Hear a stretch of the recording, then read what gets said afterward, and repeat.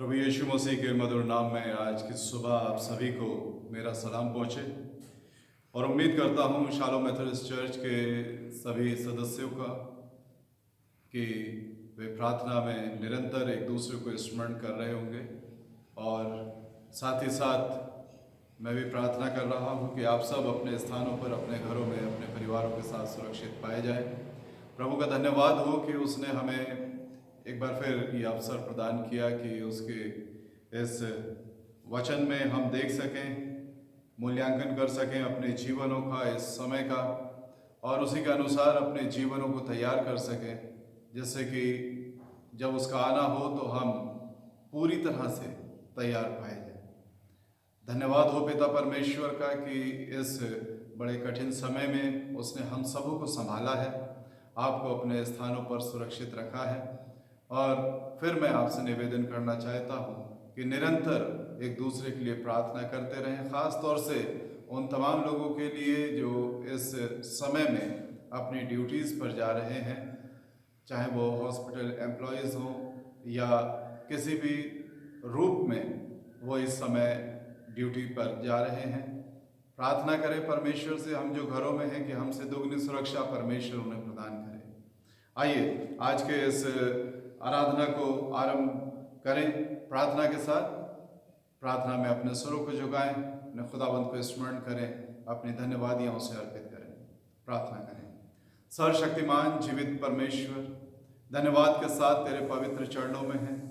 जीवित और सामर्थी प्रभु, हृदय की गहराइयों से बड़ी दीनता और नम्रता के साथ प्रभु जी, और बहुत ही धन्यवाद से भरे हुए हृदय के साथ हम आज की इस सुबह में तेरे पवित्र नाम को स्मरण करते, क्योंकि पिता परमेश्वर हम ये जानते हैं कि हमारे कोई भी काम इस लायक नहीं कि हम ये कह सकें कि हाँ, हम अपने कामों की वजह से आज के इस दिन को देखने पाए और तेरी आराधना करने पाए। हाय परमेश्वर, ये सिर्फ और सिर्फ तेरा अनुग्रह है जो कि हमें ये अवसर मिला है कि अपनी जिंदगियों का एक बार फिर से मूल्यांकन कर सकें, झांक सकें और तेरे वचन मनन कर सकें। पिता परमेश्वर, हम धन्यवाद देते हैं उन तमाम लोगों के लिए जो निरंतर कार्यरत हैं, और पिता परमेश्वर उन तमाम हॉस्पिटल एम्प्लॉयज़ के लिए, तमाम पुलिस वर्कर्स के लिए, तमाम और संस्थाओं के लिए प्रभु जी, जो इस समय में बड़े मुस्तैद तरीके से काम कर रही हैं। हाय प्रभु, हम अपने से दुगनी सुरक्षा उन तमाम लोगों के लिए चाहते हैं जो इस समय अपने परिवारों को छोड़कर, हमारे परिवारों की चिंता करते हुए अपनी ड्यूटीज़ पर आ रहे हैं। प्रभु जी, हाय तुझसे प्रार्थना करते हैं कि उन्हें अपनी सुरक्षा प्रदान करें, और ख़ास तौर से दुआ करते हैं पिता परमेश्वर कि जल्द से जल्द इस समस्या का निवारण हो सके। कोई ऐसा उपाय हो पिता परमेश्वर, वो कोई भी रूप हो पिता परमेश्वर, अपना अनुग्रह करें, चाहे वो मेडिसिन के द्वारा हो या इस वायरस के एटमॉस्फेरिक प्रभाव के द्वारा समाप्त होने का कारण हो। प्रभु जी, हम एक डिवाइन इंटरवेंस की ओर, सारा संसार इस समय देख रहा है कि वो ईश्वरीय हस्तक्षेप हो, जिससे कि ये मानव जाति एक बार फिर से अपने वो सामान्य जीवन में वापस लौट सके। हम पिता परमेश्वर इस समय प्रार्थना करते हैं आज की इस आराधना के लिए। हम सब जो अपने परिवारों सहित अपने अपने घरों में इस आराधना में सम्मिलित हैं, प्रभु जी हमारी सहायता करें और अगुवाई करें इस विशेष दिन के लिए प्रभु, जो कि आज प्रभु भोज का दिन है। हम तेरा धन्यवाद देते हैं पिता परमेश्वर कि इन सारी परेशानियों के बावजूद पिता परमेश्वर, हम अपने परिवारों के साथ बैठकर तेरी आराधना करने पाते हैं। हम तेरा धन्यवाद देते हैं इस आधुनिक समय में पिता परमेश्वर के इन इलेक्ट्रॉनिक उपकरणों के माध्यम से पिता प्रभु, एक दूसरे से हम मुखातिब हैं, बातचीत कर सकते हैं, उत्साहित कर सकते हैं, आत्मिक उन्नति के लिए पिता परमेश्वर चर्चा कर सकते हैं, तेरे वचन पर मनन कर सकते हैं। हम उन तमाम तेरे सेवकों के लिए प्रभु धन्यवाद देते हैं जो इस समय में तेरे वचन में से लोगों को बता रहे हैं, उन्हें उत्साहित कर रहे हैं और उन्हें ढांढस बंधा रहे हैं। हम उन सभी के लिए तेरा धन्यवाद देते हैं और दुआ करते हैं पिता परमेश्वर कि हम घटें और तू बढ़े और तेरा नाम मुबारक कहा जाए।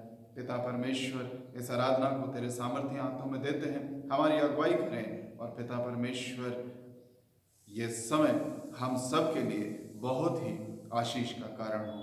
प्रभु यीशु मसीह के जीवित, पवित्र और सामर्थ्य नाम पर मांग लेते हैं, आमीन।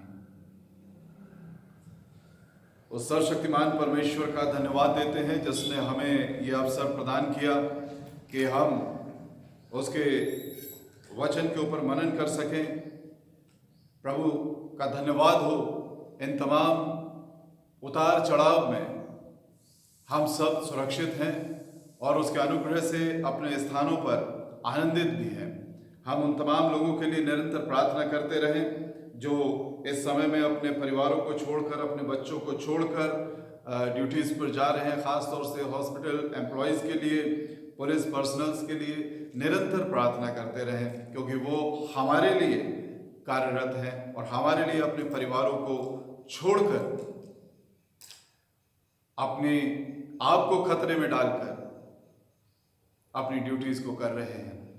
मैं फिर से रिक्वेस्ट करूंगा और अनुरोध करता हूं आपसे कि आप निरंतर अपने इन प्रिय भाइयों और बहनों के लिए प्रार्थना करते रहें, अपने देश के लिए, इस दुनिया के लिए प्रार्थना करते रहें। हम प्रभु का धन्यवाद देते हैं कि ऐसे समय में उसका जीवित वचन हमें ढांढस बंधाता है। और आज का जो वचन है मीका के किताब और उसके 4 अध्याय के कुछ पद आज हम देखेंगे। और यहाँ इन पहले पदों में इस तरह से लिखा है, अंत के दिनों में ऐसा होगा कि यहोवा के भवन का पर्वत सब पहाड़ों पर दृढ़ किया जाएगा और सब पहाड़ियों से अधिक ऊंचा किया जाएगा, और हर जाति के लोग धारा के समान उसकी ओर चलेंगे, और बहुत सी जातियों के लोग जाएंगे और आपस में कहेंगे, आओ हम यहोवा के पर्वत पर चढ़कर याकूब के परमेश्वर के भवन में जाएं। तब वो हमको अपने मार्ग सिखाएगा और हम उसके पथों पर चलेंगे, क्योंकि यहोवा की व्यवस्था सिय्योन से और उसका वचन यरूशलेम से निकलेगा। परमेश्वर अपने वचन के पढ़े और सुने जाने पर आशीष दे। मीका अपने 4 अध्याय की शुरुआत अंत के साथ करते हैं। 4 अध्याय की शुरुआत वो इस तरह से करते हैं कि अंत के दिनों में ऐसा होगा। ये एक ऐसा समय है जिसके विषय में लगभग सारे भविष्यवक्ता कहीं ना कहीं पर इसको छूते हैं, या कहीं ना कहीं वो लालसा करते हैं इस दिन की चर्चा करने के लिए। कहीं ना कहीं वे लालसा करते हैं कि परमेश्वर वो उस दिन का दर्शन उनको प्रदान करे, कि वो जो अंत का दिन है, इन द लेटर डेज, हर जगह पर हमें ये दिखाई देता है। एंड ऑफ डेज के रूप में जैसे हम और आप आज के दिन में जानते हैं, और बहुत चर्चा होती है जब जब कोई बड़ी घटना घटित होती है, कोई प्राकृतिक घटना घटित होती है, कोई प्राकृतिक आपदा आ जाती है, कोई बड़ी बीमारी आ जाती है, कुछ ऐसा घटित होता है जो बहुत एक लार्जर स्केल पर होता है, तो अक्सर हम उस एंड डेज की या अंत के दिनों की ओर देखने लगते हैं। और इस तरह की तमाम भविष्यवाणियां भी आप और मैं सुनते रहते हैं। अभी बीते दिनों ही एक बड़ा ऑडियो हमने सुना होगा कि 29 अप्रैल वो खास दिन है जबकि इस दुनिया का अंत हो जाएगा, एक बड़ा अंधकार छा जाएगा। और ऐसे तमाम लोग हैं जो नामालूम किस गणना के आधार पर इन तिथियों को निर्धारित करते हैं या मूल्यांकन करते हैं या अपना गणित इसके ऊपर लगाते हैं, जबकि स्पष्ट रूप से परमेश्वर का वचन हमसे कहता है, प्रभु यीशु मसीह ने स्वयं कहा है कि उस दिन को कोई नहीं जानता कि जब मनुष्य के पुत्र का आना होगा। वो तो एक चोर की नाई जब सब सोते हुए होंगे तब आ पहुंचेगा। और उसकी चर्चा तमाम लोगों ने की है, तमाम समयों पर हम करते रहते हैं। यहां पर ये भविष्यवक्ता जब इस विषय में बातचीत करते हैं तो वो अंत के दिनों में ऐसा होगा, कुछ घटनाएं घटित होंगी, और इसलिए वो चर्चा करते हैं कि उन दिनों के लिए हमें एक विशेष तैयारी की आवश्यकता है। वो कहीं पर हमें ये डराना नहीं चाहते हैं कि अंत के दिनों में ऐसा होगा, वो हमें उत्साहित करना चाहते हैं कि उन अंत के दिनों के लिए क्या मैं और आप आत्मिक रूप से तैयार हैं?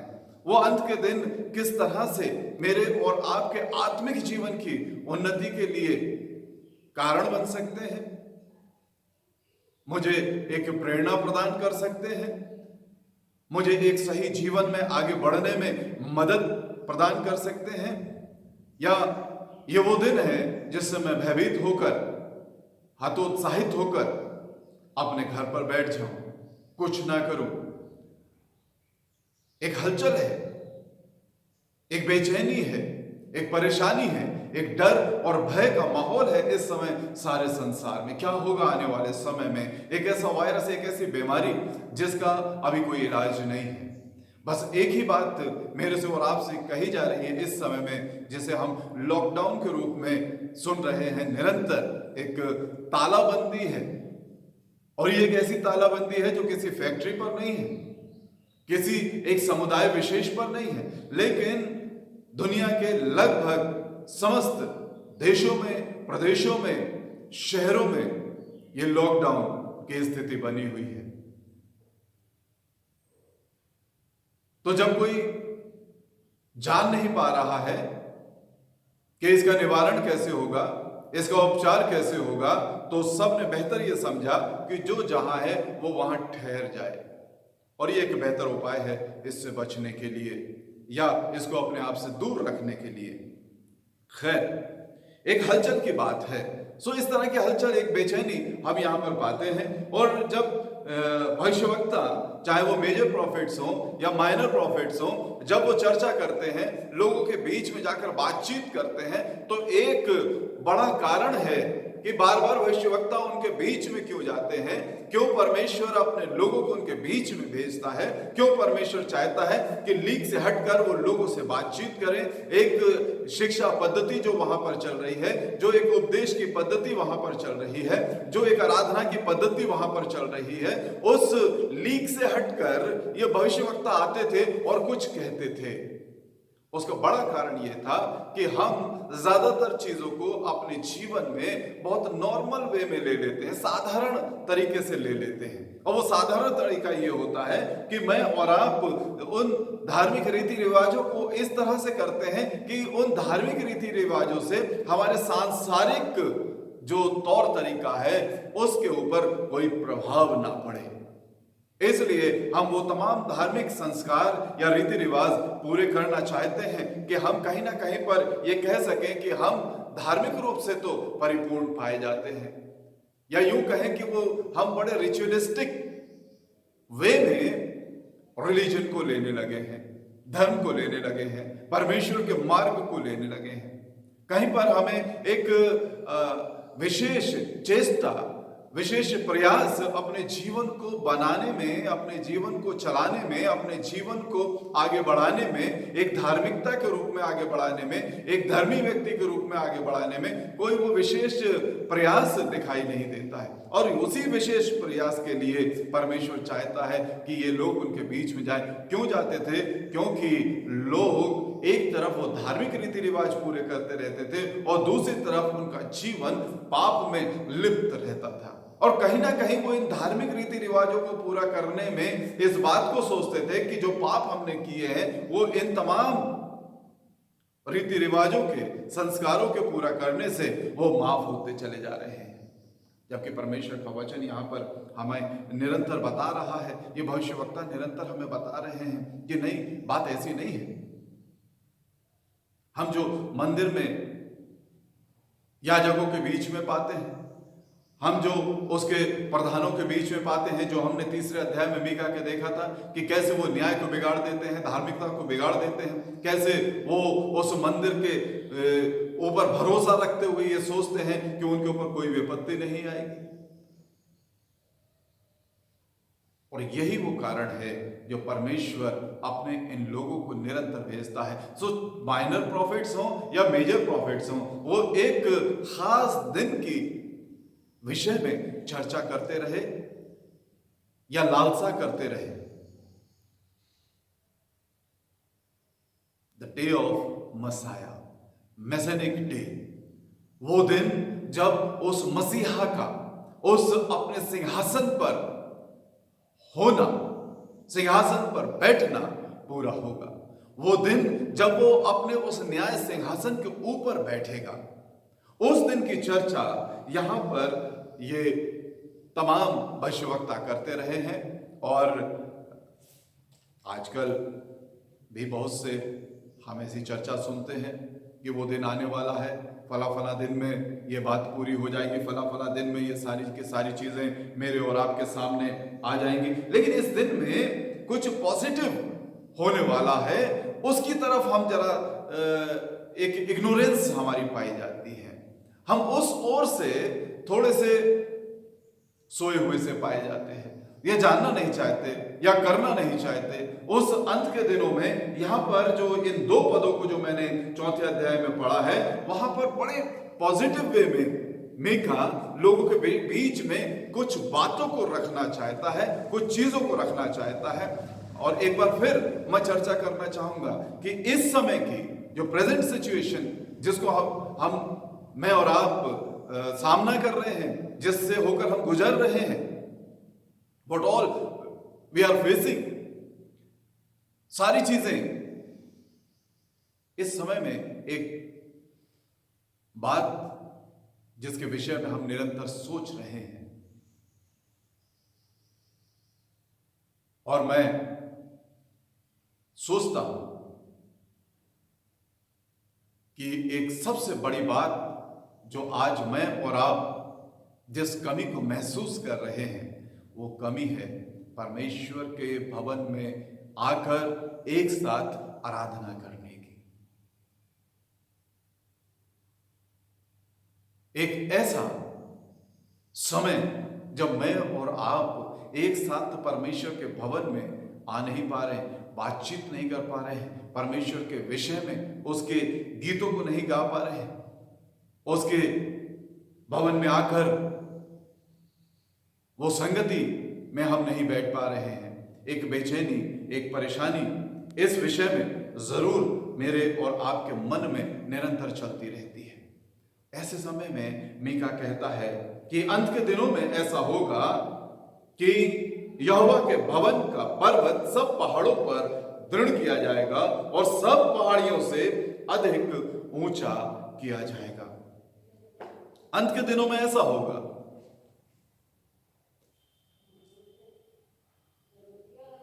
जो बड़ी कमी मैं और आप महसूस कर रहे हैं कि परमेश्वर के भवन खाली है, मैं और आप वहां पर आराधना नहीं कर पा रहे हैं, तो उसी के साथ साथ मैं और आप इस बात से आनंदित हो सकते हैं कि उस मसीहा के दिन में, उस समय में जब हमारे मसीहा का उस न्याय सिंहासन पर विराजमान होना तय होगा, वो दिन आएगा, तो परमेश्वर का ये भवन, वो पहाड़ी जिस पर वो बसा हुआ है, वो पहाड़ सब पहाड़ों में ऊंचा किया जाएगा। एक महिमा उसकी अलग से दिखाई देगी। वो सारी की सारी चीजों में सबसे ऊंचा और दृढ़ किया जाएगा। और दूसरे शब्दों में अगर हम इसे कहें या देखें, एक और दृष्टिकोण से अगर हम इसको देखें और समझना चाहें, तो वो ये है कि दूसरी सारी चीजें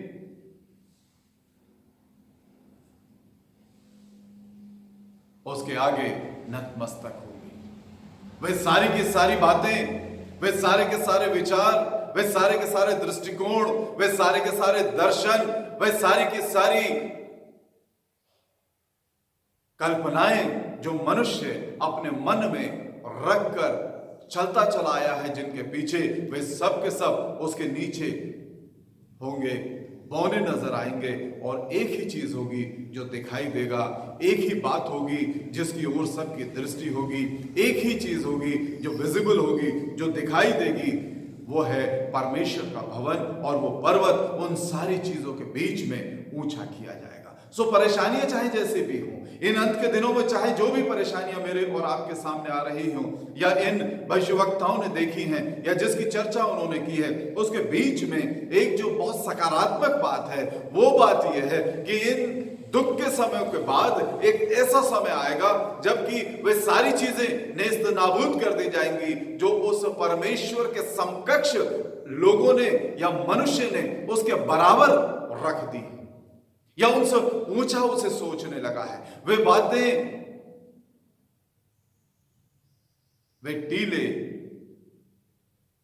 वे ऊंचे स्थान, वे समतल कर दिए जाएंगे जहां पर लोग जाकर अपने और तरह की आराधना करते हैं।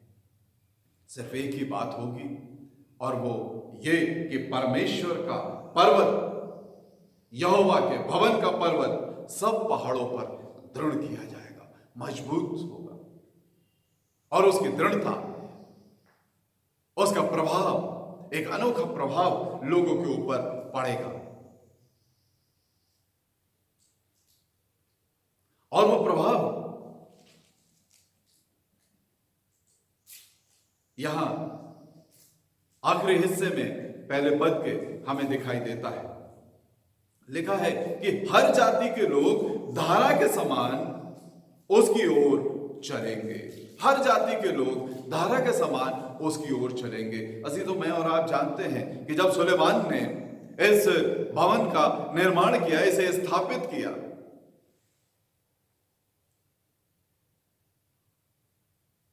तो यह स्थान एक तरह से यहूदियों के लिए, सिर्फ और सिर्फ यहूदियों के लिए, हालांकि कहा गया कि वो सब जातियों के लिए प्रार्थना का घर कहलाएगा, लेकिन समय के साथ साथ वो सिर्फ और सिर्फ यहूदियों के लिए, उन इस्राएलियों के लिए ही परमेश्वर का भवन बनकर रह गया या प्रार्थना का भवन बनकर रह गया, या उन्होंने उसके ऊपर कब्जा कर लिया, या वो इन लोगों से ये बताते थे कि ये हमारा भवन है, ये इस्राएलियों का भवन है, ये यहूदियों का भवन है, ये खास तौर से हमारे लिए बनाया गया है, ये खास तौर से हमारे लिए इसका अभिषेक किया गया है, यहाँ खास तौर से परमेश्वर इस्राएलियों से बात करने आता है, यहाँ खास तौर से परमेश्वर की जो योजनाएं हैं वो सिर्फ और सिर्फ इस्राएलियों के लिए बनाई जाती हैं, उनके जीवनों में पूरी होती हैं। और इस तरह से एक कट ऑफ हो गया था उसका, एक आउटर वर्ल्ड से, एक बाहरी लोगों से, एक अन्य जातियों से उस मंदिर का, उस परमेश्वर के भवन का द्वार बंद हो चुका था। और इसीलिए हम सब जानते हैं कि ये उनके बड़े घमंड का कारण बना हुआ था। उन्होंने उस मंदिर को, जो कि प्रार्थना का घर था, अपने लिए एक बड़े घमंड का कारण बनाया हुआ था। जैसा कि हमने यिर्मयाह के 11वें अध्याय में इस बात को, 7 अध्याय के 11वें पद में हमने इसको देखा था। और वो ये है कि उनकी दृष्टि में 2 बातें थी। एक तो अपने मनोकूल, उन्होंने उस स्थान को ऐसा अपना सुरक्षा कवच बना लिया था, क्योंकि वो इजरायली हैं, क्योंकि वो परमेश्वर के भवन के ऊपर भरोसा रखते हैं, क्योंकि वे वहां पर आराधना करते हैं, इसलिए उनकी कोई हानि ना होगी। और दूसरी, उनकी आत्मिक दशा ऐसी थी कि उनकी दृष्टि में परमेश्वर का वो जो भवन था वो डाकू की खो के समान हो गया था। दोनों बातें हमें यहां पर दिखाई देती हैं। अपनी स्वार्थ पूर्ति के लिए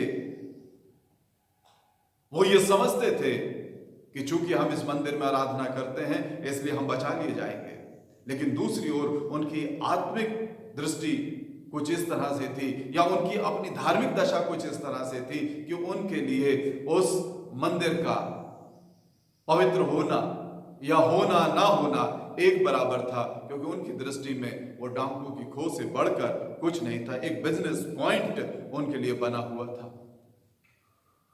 अजीजों, परमेश्वर का वो भवन जो सारी जातियों के लिए था, वचन में हम पाते हैं, जैसे जैसे हम इन भविष्यवक्ताओं को पढ़ते हैं, नए नियम को पढ़ते हैं, कि वो सिर्फ और सिर्फ यहूदियों का एक आराधना केंद्र, एक संस्कारों की पूरी, धार्मिक संस्कारों की पूर्ति का केंद्र बन गया था, और दूसरे शब्दों में कहें कि वो उनके स्वार्थ पूर्ति का केंद्र बन गया था।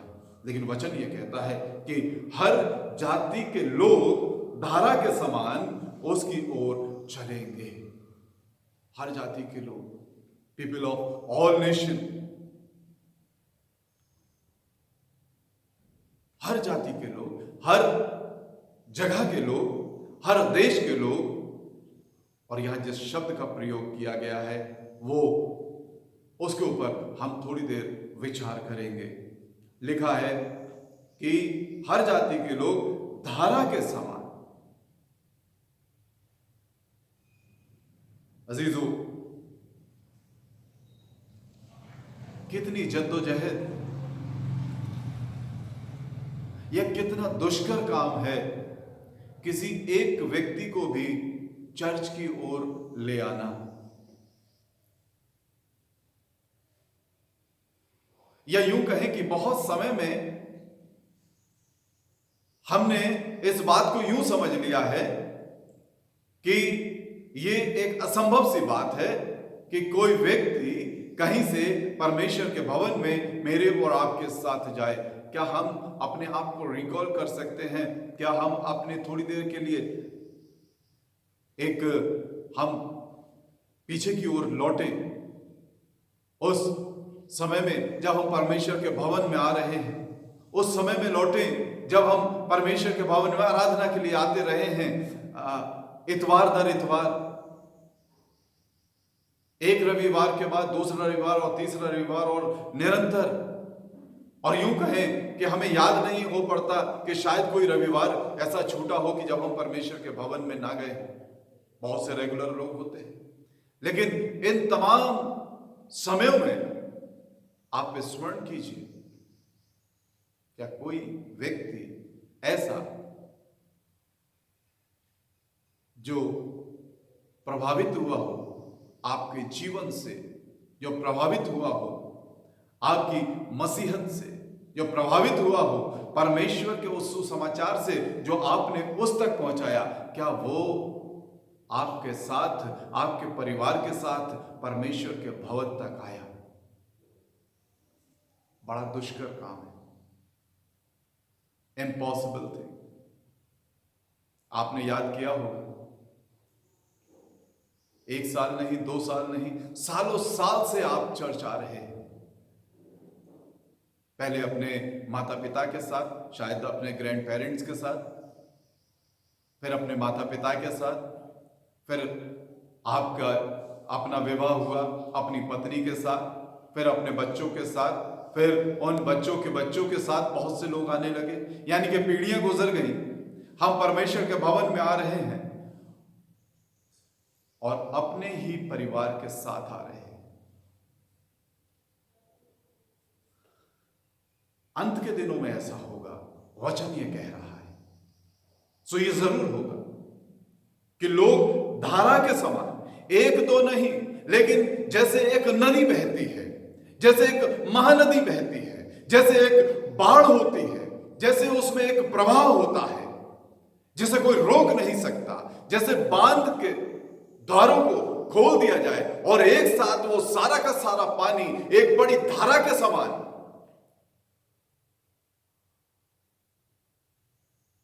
परमेश्वर का वचन कहता है कि अंत के दिनों में ऐसा होगा कि हर जाति के लोग धारा के समान उसकी ओर चलेंगे।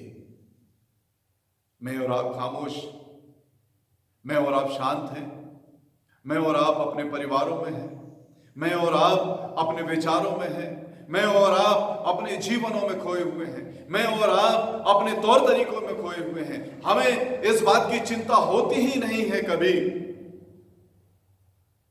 क्या मैं किसी एक के साथ, किसी एक ऐसे व्यक्ति के साथ परमेश्वर के भवन की ओर आ रहा हूं, उसे प्रेरित कर रहा हूं? क्या मेरा जीवन उससे बातचीत कर रहा है?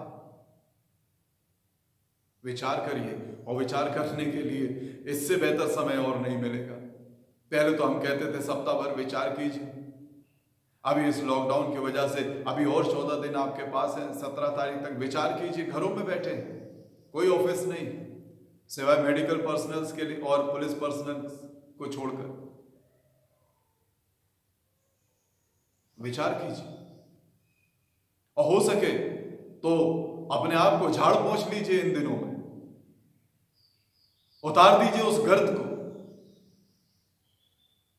जो जमी हुई है, वो माता पिता के समय से, उनके माता पिता के समय से, जब से आपने चर्च आना शुरू किया है, उस गर्द को अपने ऊपर से झाड़ दीजिए और एक नए रूप में परमेश्वर के भवन में आइए लोगों के साथ। हम उस अंत के दिनों की चर्चा तो करते हैं, उन विपत्तियों की चर्चा करते हैं, उन भूईढोल की चर्चा करते हैं, वो आकाशीय शक्तियां हिलाई जाएंगी उसकी चर्चा करते हैं, वो अकाल पड़ेगा उसकी चर्चा करते हैं, वो बीमारियां होंगी उसकी चर्चा करते हैं, वो जाति के ऊपर जाति चढ़ाई कर देगी उसकी चर्चा हम करते हैं, वे बड़ी लड़ाइयां होंगी उसकी चर्चा हम करते हैं। यानी कि सारी की सारी जो नेगेटिव चीजें हैं, जो हमें भयभीत करने वाली चीजें हैं, हम उसकी चर्चा करते हैं। लेकिन हम इस बात की चर्चा नहीं करते कि अंत के दिन ऐसे भी होंगे जबकि सारी जाति के लोग धारा के समान परमेश्वर के भवन में आएंगे। कितना सुंदर होगा कि हर जाति का व्यक्ति परमेश्वर के भवन की ओर आ रहा है, उसकी ओर आ रहा है। वो जो परमेश्वर का भवन दृढ़ किया गया, वो पहाड़ जिस पर परमेश्वर का भवन स्थापित है, वो दृढ़ किया गया। हम कब अपने विचारों में एक सकारात्मक रूप लेकर आएंगे? डर और भय की बातें, इस तरह मन को विचलित करने वाली बातें, इसमें शायद हमें ज्यादा आनंद आता है।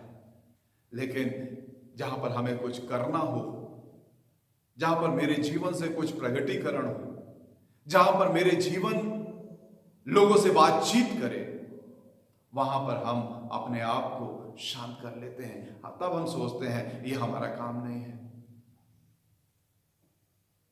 मैं क्यों करूं, ये मेरी जिम्मेदारी नहीं है।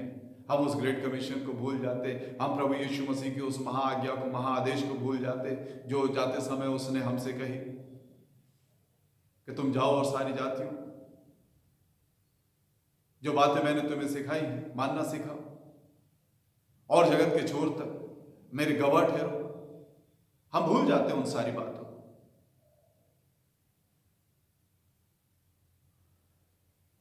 अंत के दिनों में हर जाति के लोग धारा के समान उसकी ओर चलेंगे। अब ये जो चलेंगे, तो ऐसा क्या कारण है? What is their purpose? क्या वजह है उनकी? क्यों वो परमेश्वर के भवन की ओर आना चाहते हैं?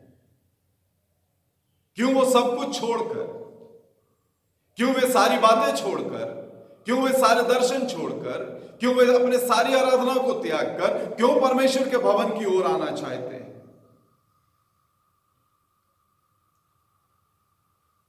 क्योंकि उन्हें एक बात मालूम है, क्योंकि ये सारी दुनिया जानती है। वो आज इस बात को स्वीकार करे या ना करे, लेकिन वचन जब ये कह रहा है, जब मीका नबी के माध्यम से प्रभु परमेश्वर स्वयं इस बात को कह रहे हैं, लिखवा रहे हैं, तो ये बात निश्चित रूप से लोगों के मनों में है। वो आज बेशक एक दबी हुई सुप्त अवस्था में पाई जाती है, और बेशक आज कहीं पीछे की ओर दबी हुई पाई जाती है, लेकिन है जरूर ये वो बीज है जो एक ना एक दिन पृथ्वी के उस अंधकार में कोठरियों से निकलकर अंकुरित होगा। और चूंकि ये बीज है, इसके स्वभाव में अंकुरण होना है, इसलिए इसका अंकुरण होकर रहेगा। यह अंधकार छटेगा, ये दबाव हट जाएगा, और जैसे ही ये प्रयास करेगा, ये छोटा सा बीज जो है वो क्या कह रहा है, वो ये दूसरा पद हमें बताता है और कहता है, और बहुत सी जातियों के लोग जाएंगे और आपस में कहेंगे। बहुत सी जातियों के लोग जाएंगे और आपस में कहेंगे, मैं और आप नहीं, क्योंकि हमने तो इसे अपनी जिम्मेदारी समझा ही नहीं, हमने तो कहीं पर भी इसे अपनाया नहीं, हमने कहीं पर भी इसे अपने जीवन में स्वीकार किया ही नहीं है, उतरने ही नहीं दिया है। अपने जीवन को हम अपने तरीके से जीते चले आ रहे हैं, और चूंकि इसे हमने अपने जीवन का हिस्सा नहीं बनाया है, क्योंकि ये मेरे और आपके स्वभाव में नहीं है, क्योंकि प्रभु की चर्चा मेरे और आपके स्वभाव में नहीं है, क्योंकि प्रभु के वचन मेरे और आपके स्वभाव और जीवन में नहीं पाया जाता है, क्योंकि उसके विषय में बातचीत करना मेरे और आपके विषय में नहीं पाया जाता, क्योंकि उसकी शिक्षाओं का प्रचार करना, उसकी बातों का प्रचार करना मेरे और आपके स्वभाव में नहीं पाया जाता। इसलिए परमेश्वर एक स्वजनित कारण यहां पर हमें दिखाता है। जहां कुछ नहीं है वहां से वो कुछ होने की संभावना हमें यहां पर दिखती है। जहां मैं कुछ नहीं करना चाहता वहां पर परमेश्वर स्वभावतः उनके भीतर से उस बीज का अंकुरण करना चाहता है। हम भूल जाते हैं उस परमेश्वर को, हम भूल जाते हैं उस सृष्टिकर्ता को जिसके स्वभाव में सृष्टि करना है, जिसके स्वभाव में पैदा करना है, उत्पन्न करना है, बनाना है। हम सोचते हैं हम नहीं करेंगे तो परमेश्वर का यह काम नहीं होगा, मैंने अपना हाथ नहीं लगाया तो यह काम यहीं पर रुक जाएगा, अगर मैं यहां से हट जाऊं तो यह ध्वस्त हो जाएगा, यह खत्म हो जाएगा। हमने अपने आप को कितना बड़ा मान लिया है, कितना बड़ा हमने अपने आप को मान लिया है। हमने अपने आप को खुदा मान लिया है। हम अपनी दास्तानें कहते कहते नहीं थकते हैं, हम अपना प्रचार करते हुए, अपनी बड़ाई करते हुए नहीं थकते हैं। और मैं यहां पर एक चीज कहना चाहता हूं कि दास्तां कहते कहते खुद दास्तां हो गए। दास्तां कहते हैं किसी बात का बयान करना, कोई कहानी कहना। दास्तां कहते कहते खुद दास्तां हो गए। जो खुद को खुदा समझते थे वो मर के इंसान, बहुत खुदा समझते हैं। एक सांस निकलती है और तब हकीकत सामने आ जाती है। मात्र मिट्टी का पुतला था, प्रभु की सांस से चल रहा था, आज रुक गई, वो वापस चली गई। उसके बाद जो खुद को खुदा समझते थे मर के इंसान। ये स्वभाव में है परमेश्वर के, वो कुछ भी कर सकता है। He created this world out of nothing, this universe out of nothing. उसने सब कुछ ब्रह्मांड की रचना कर दी, जब कुछ नहीं था तब वो था।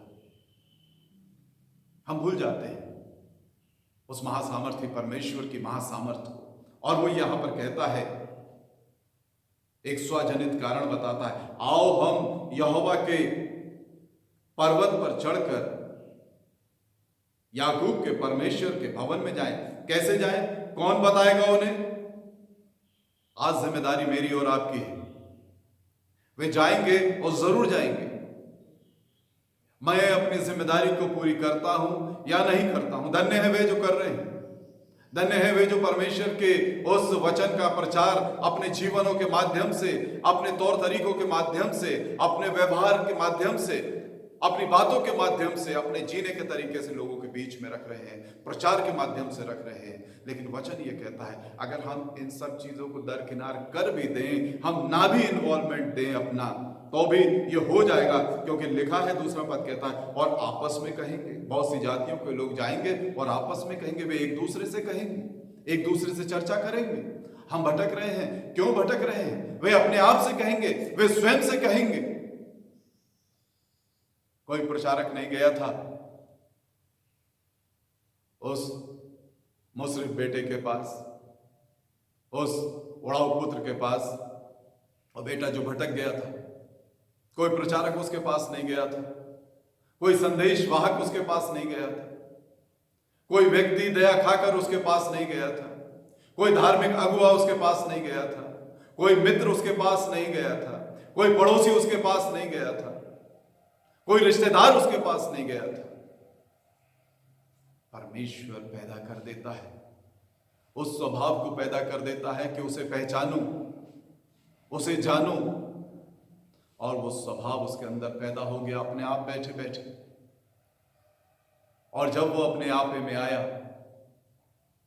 जब उसने विचार किया, तब उसे स्मरण हो आया कि मुझे अपने पिता के पास लौट जाना है। यही जातियां आपस में एक दूसरे से बातचीत कर रही हैं। वे आपस में कहेंगे, आओ हम यहोवा के पर्वत पर चढ़कर याकूब के परमेश्वर के भवन में जाएं। मैं जब इस हिस्से को पढ़ रहा था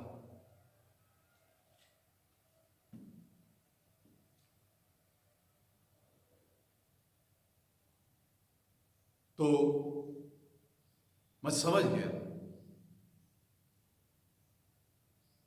कि मैं इस बात में कितना कमजोर पाया जाता हूं। मैं समझ गया कि हमने अपने समय को कितना बर्बाद कर दिया। मैं समझ गया कि हमारे जीवन कितने सार्थक हैं और कितने निरर्थक हैं। आज अगर मैं अपना इन्वॉल्वमेंट, अपनी हाजिरी परमेश्वर के साथ उसके कामों में दिखाता हूं, तो इसमें मेरा कोई बड़प्पन नहीं है। ना ही ये है कि मैंने कोई बहुत बड़ा काम कर दिया है। काम तो होगा और अपने आप होने लगेगा। बड़ी बात यह हो जाएगी कि मेरा जीवन बच जाएगा, दैट्स ऑल। बड़ी बात यह होगी कि मैं बचा लिया जाऊंगा। इससे बड़ी बात हो भी नहीं सकती और मैं कर भी नहीं सकता। मेरा इन्वॉल्वमेंट अगर परमेश्वर के कामों में है तो वो सिर्फ और सिर्फ मेरे को बचाता है और मैं उसका एक माध्यम हो जाता हूं कि कोई और व्यक्ति परमेश्वर के भवन की ओर आने पाए। और जब मैं इसको देख रहा था, जहां पर इसने ये लिखा है, लिखने वाले ने, कि याकूब के परमेश्वर के भवन में जाए, क्यों उसने याकूब के जीवन की चर्चा यहां पर की है? क्यों वो याकूब के नाम की चर्चा यहां पर करता है? वे लोग कह रहे हैं, आओ हम याकूब के परमेश्वर के भवन में जाएं, क्योंकि वे याकूब के जीवन को देख रहे थे। याकूब के जीवन की चर्चा को उन्होंने सुना है। याकूब का जीवन उन्हें प्रेरित कर रहा है, क्योंकि किस तरह से याकूब का जीवन, जो एक भटका हुआ था, जो एक भागा हुआ था, एक पलायन किया हुआ जीवन था, एक दूसरों के ऊपर आश्रित जीवन था, कैसे परमेश्वर ने उसके जीवन में कार्य किया जब वो निरंतर परमेश्वर से मांगता रहा, परमेश्वर की ओर दृष्टि किए रहा। ये वो व्यक्ति था जो परमेश्वर के उस संदेश को समझ चुका था कि परमेश्वर उसे आशीषित करेगा। ये वो व्यक्ति था जो परमेश्वर के साथ उस रात में मलयुद्ध करता है और उसके साथ उस मलयुद्ध में उससे कहता है, मैं तब तक तुझे जाने ना दूंगा जब तक कि तू मुझे अपना नाम ना बताए, जब तक कि तू मुझे आशीषित ना करे। हम उस परमेश्वर के साथ कितना जुड़े रहते हैं, जिसे मैं और आप आज जानते हैं, नाम से जानते हैं। कितना हम उससे मांगते हैं, कितना हम उससे कहते हैं, कितना हम उसके साथ जुड़े रहना चाहते हैं, कितना हम उस रात में समय अपने परमेश्वर के साथ व्यतीत करते हैं। आज ये व्यक्ति याकूब का जिक्र यहां पर आया है कि याकूब के परमेश्वर के भवन में जाएं, because they knew that God designed Jacob's life. वो जानते थे कि ये परमेश्वर ही है जिसने याकूब के जीवन को एक नया बनाया है। एक जीवन जो बेतरह परेशान था, उस जीवन को एक सुंदर तरीके से उस परमेश्वर ने ही रचा है। वो ये जानते थे।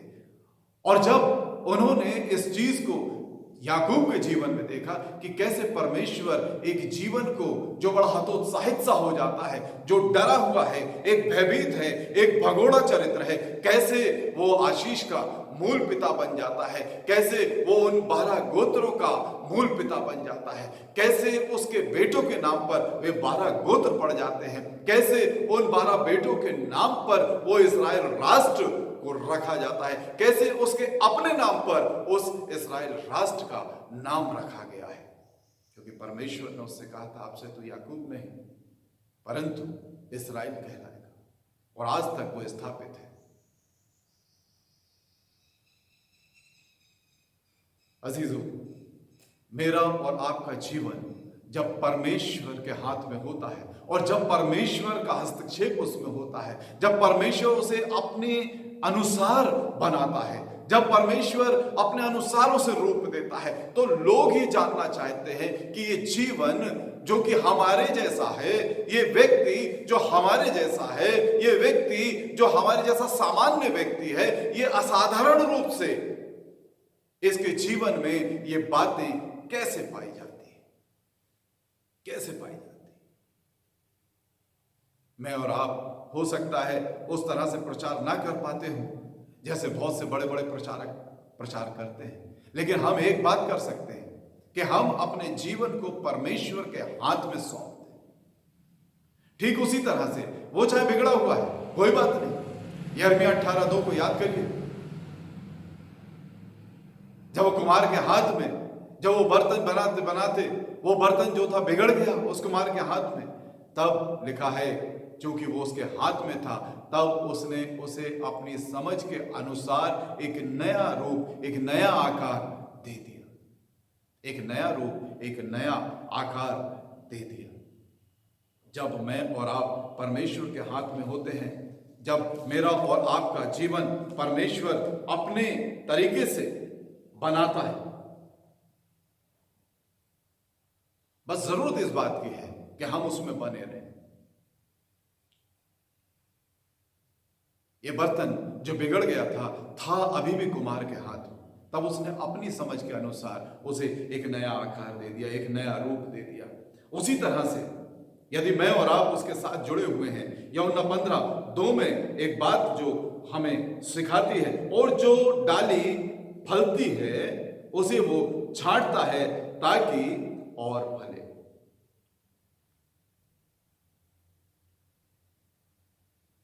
जो फलती है डाली, जो उसमें बनी रहती है, जिसमें फल आता है, लिखा है कि वो उसे छांटता है ताकि वो और फले। परमेश्वर is very much interested in me and you.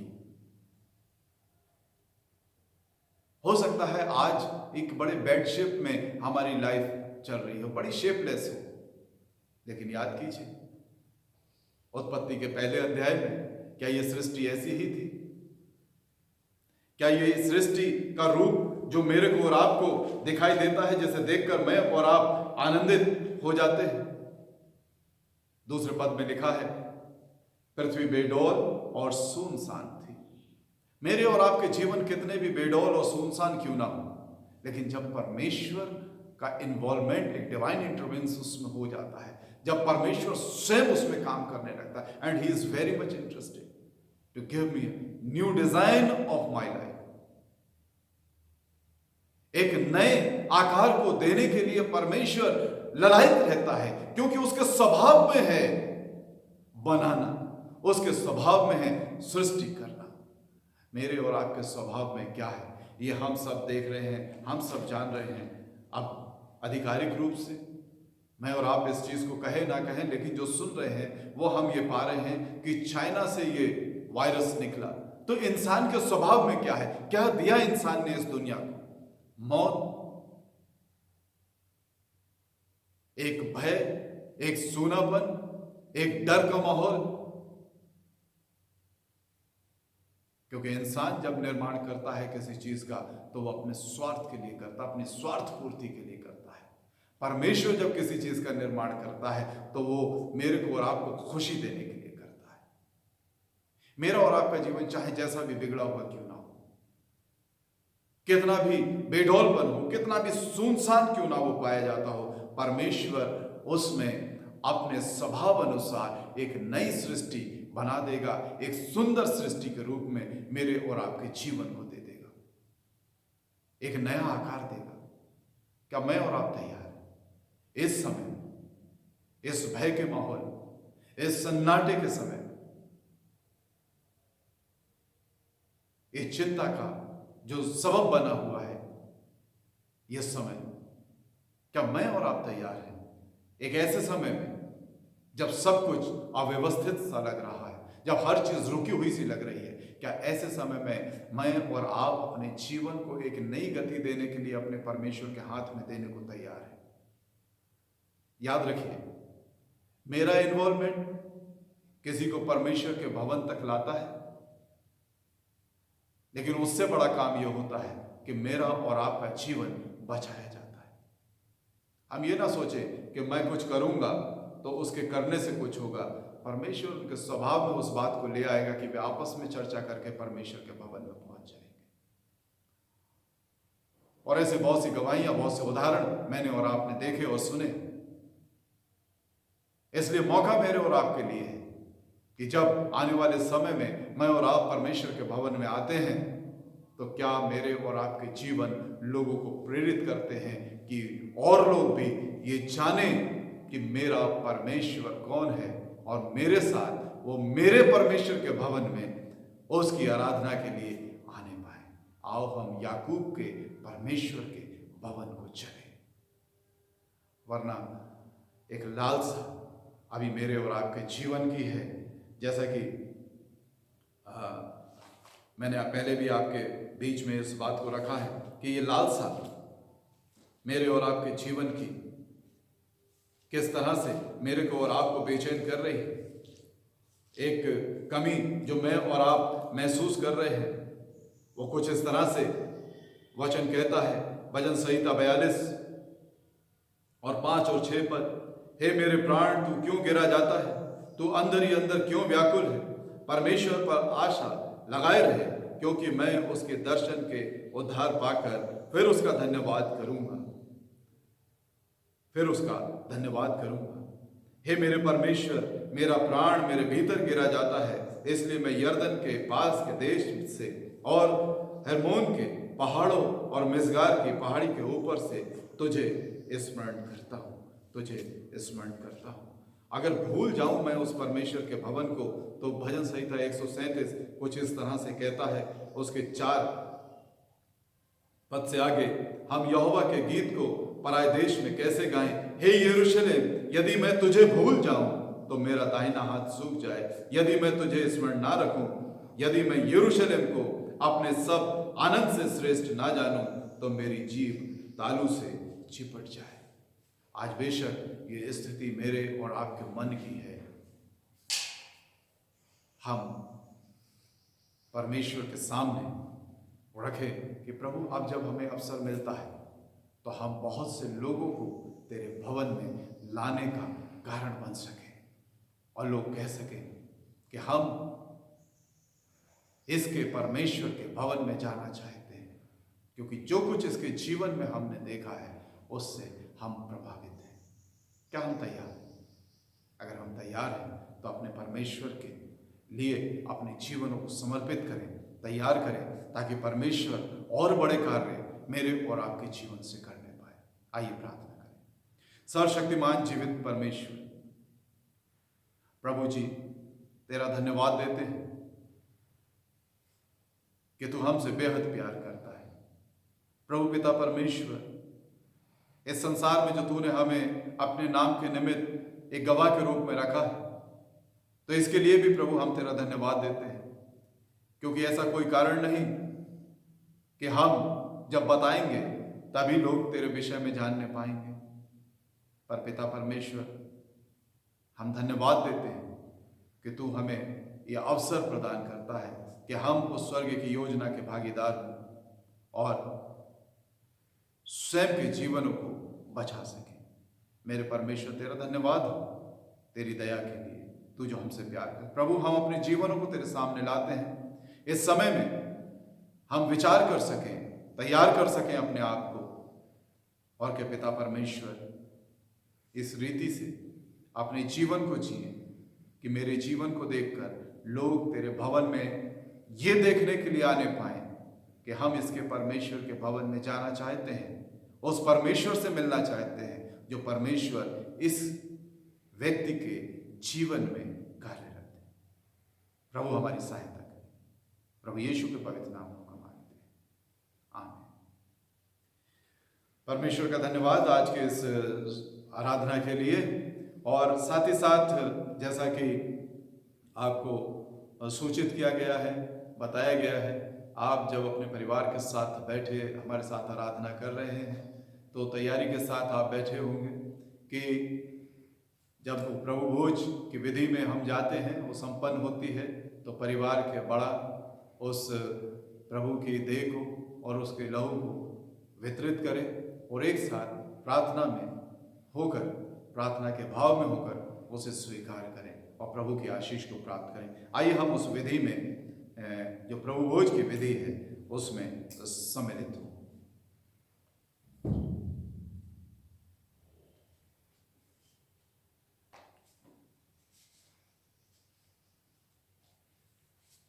प्रार्थना में बने रहें।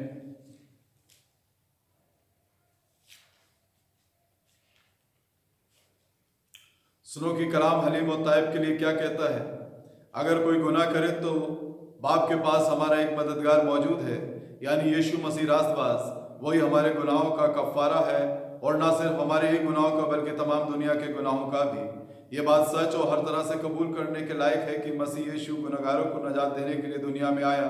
खुदा ने दुनिया से ऐसी मोहब्बत रखी कि उसने अपना इकलौता बेटा बख्श दिया, ताकि जो कोई उस पर ईमान लाए हलाक ना हो बल्कि हमेशा की जिंदगी पाए।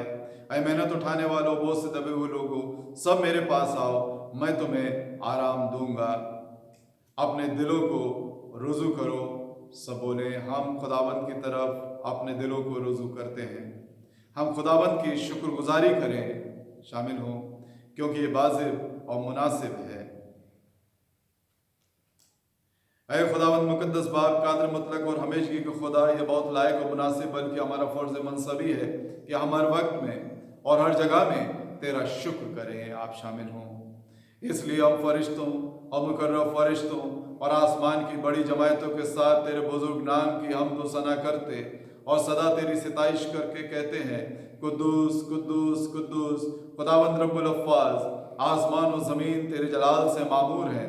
ऐ खुदावंद ताला, तुझको सिताइश हो। आमीन।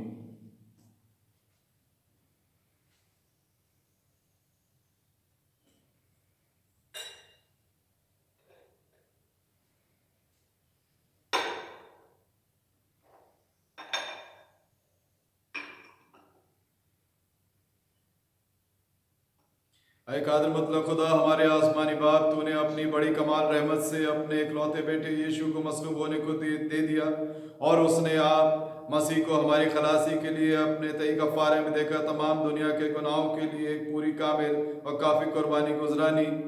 और उसने इस रस्म को मुकर्रर करके अपनी पाक इंजील में ये हुक्म दिया कि हम उसकी बेशकीमत मौत की यादगारी में इस रस्म को जब तक वो फिर ना आए मानते रहें।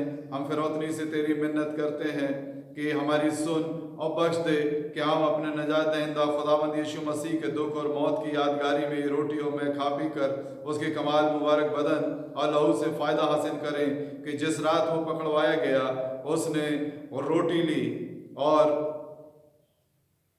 शुक्र करके तोड़ी और अपने शागिर्दों को देकर कहा, लो खाओ, ये मेरा बदन है जो तुम्हारे लिए दिया जाता है, तुम मेरी यादगारी के लिए यही किया करो।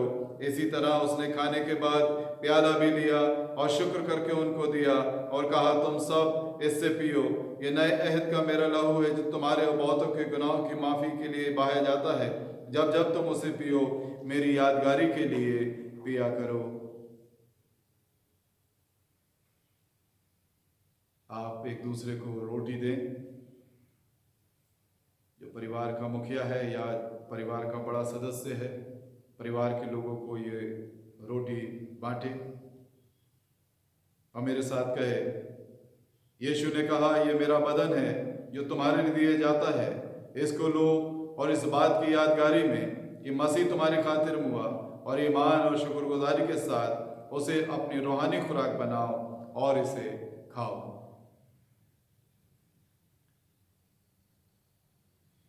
अब प्रभु यीशु मसीह के उस लहू को बांटे। हर एक को देने के बाद फिर मेरे साथ इस बात को दोहराएं। यीशु ने कहा, ये नए अहद का मेरा लहू है जो तुम्हारे वास्ते बहाया गया है, इसको शुक्रगुजारी के साथ लो, इस बात की यादगारी में कि मसीह तुम्हारी खातिर हुआ। इसे पियो, पीजिए।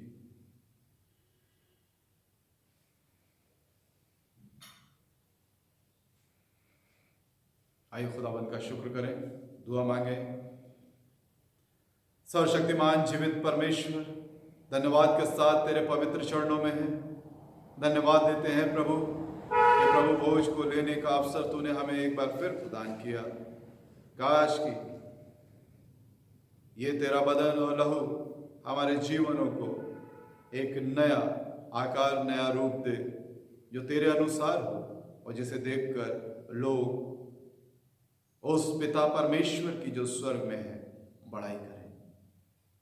हर एक पर तेरी बड़ी आशीष का हाथ हो, यीशु के पवित्र नाम को मांगते हैं, आमीन। आप खड़े हो जाएं अपने स्थान पर, प्रभु की आशीष को ग्रहण करें। अब हमारे प्रभु यीशु मसीह का अनुग्रह, परमेश्वर पिता का प्रेम और पवित्र आत्मा की सहभागिता उपस्थित प्रत्येक जन पर, दुनिया के कुल ईमानदारों पर, शालोम कलीसिया के एक एक परिवार सदस्य पर अब से लेकर तेरे प्रिय आने तक होती रहे, आमीन।